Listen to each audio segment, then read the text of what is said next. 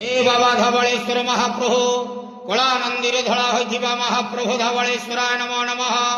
दीपम यदि परम ब्रह्म दीपम यदि जनार्दनः दीपहरति मे पापो पूजा दीप नमस्तुते। बाबा धवलेश्वर महाप्रभु संसार सुखी रखंतु।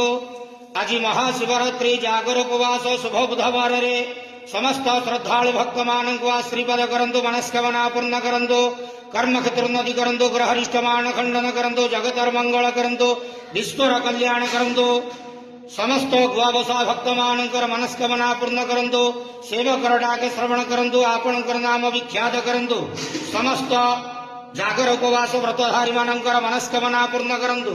हे बाबा धवलेश्वराय नमो नमः। संसार सुखी रखंतु नंदे गवार हरि बोलो। आज महाशिवरात्रि जागर उपवास रे समस्त भक्त मान को आश्रीपद करंतु नंदे गवार हरि बोलो। बाबा धवलेश्वराय नमो नमः।